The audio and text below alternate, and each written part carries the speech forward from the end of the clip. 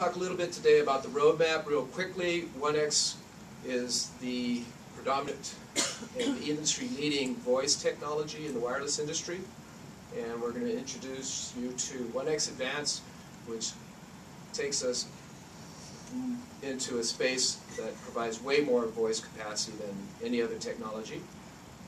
So that's 1X. And on the EVDO front, as I said, most carriers that have EVDO is the Rev A version, and we already started to roll out the Rev B version, and I'll show you who those carriers are. And then after that, we have what's called DO Advanced, and we'll introduce you to what that is. If you're a Rev A carrier and you want to do DO Advanced, you don't necessarily have to do Rev B. You can go from Rev A right to DO Advanced.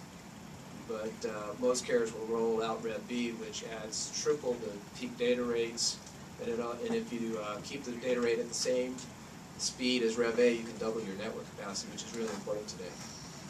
The other thing that's important is LTE. A lot of investment is going into LTE. It is complementary to EVDO and 1X. So in the future, what you're going to see is that 3G will generate the bulk of the revenue within the wireless industry, 3G CDMA, to deliver that voice connectivity as well as mobile broadband connectivity. Meanwhile, you're going to see deployments of LTE starting in densely populated urban areas and expanding from there. It will rely on CDMA 2000 as the backdrop, as the fallback technology. When you move from LTE coverage, you will fall back onto EVDO coverage for data, and 1X will be used as the voice communication link for LTE in most cases. And so it's very important that those two technologies interwork, and all the companies here have been working very hard to make sure that that's seamless and that the user experience continues to be compelling. As far as EVDO Rev B, which is also known as multi-carrier EVDO, where we take one single channel of EVDO Rev A and we increase the number of channels to 3, and we aggregate those channels. So you go from a peak data rate of 3.1 to 9.3 megabits per second with a software upgrade, and then later you can increase that to 14.7 megabits per second if you include a channel card upgrade. Two operators that have launched already are in Pakistan and in Indonesia. Smart Telecom is in Indonesia. Others that have announced their plans that are doing trials include those listed here, like China Telecom and Net1, KDDI in Japan, LG Telecom in Korea, Skylink in Russia, and so forth. WANA is in Morocco. These companies have made their announcements. China Telecom has been doing trials in many different cities, and these folks have been involved in that. And then we know of at least another 7 operators that are intending, but they have not announced their plans for competitive purposes. Strong vendor support represented here today for both the infrastructure and the device side. As far as new things, we just had a workshop yesterday in Los Angeles on machine-to-machine. It was our smart wireless workshop. Standing room only. We had a lot of folks there from many different industries, including the wireless industry, from the health industry, transportation industry, energy industry. And this is an area of growth that we'll talk about today. CDMA 2000 is playing an important role in expanding into this area. And one of the reasons is because of its low cost of total network ownership, including the device cost.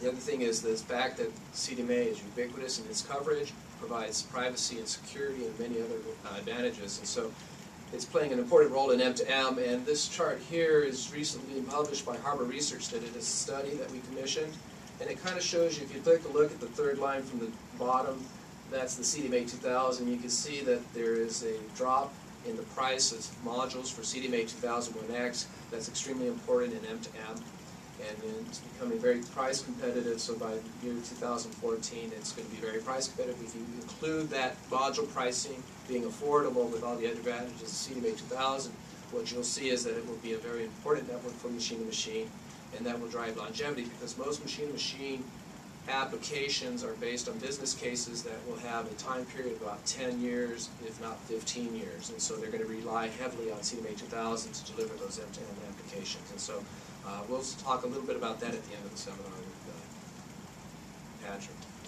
As far as longevity, this is a chart that I recently updated. It just shows you how 2G keeps moving to the right, and the same type of migration from 2G to 3G is going to occur with 4G, but it will take a long time.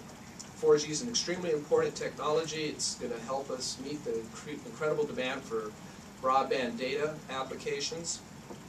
But it's going to take many years, and the thing is that we're right now about 5 billion subscribers worldwide. By the time we get busy migrating 3G to 4G, you know, we're going to be close to 8 billion people around the world, and that doesn't even include all the machines that are connected with these radios. So 3G CDMA is represented in the green, will play an important role in providing voice communications with circuit switch voice, the ubiquitous coverage that we have. And then when I refer to low bandwidth data transmissions, we use a very small amount of network, a small amount of spectrum. One of the things to recognize is that 4G leverages large bandwidths. And I've said in the past, and it's important to recognize that a lot of technology decisions today are not so much predicated on the technology itself, but by how much spectrum the operator owns. And that will determine what they will deploy as far as technology. And of course, obviously, it takes money. So those operators that have a lot of access to capital, that have a lot of spectrum, will invest in 4G first. And then fall back to 3G for the global roaming. So as I said, LTE will complement 3G CDMA by providing high bandwidth, very high speed mobile broadband connectivity, and it will help us continue to grow this industry by introducing new and innovative revenue generating services. So that gives you a quick perspective of the industry. And now I'd like to turn it over to Kathleen to give us her perspective.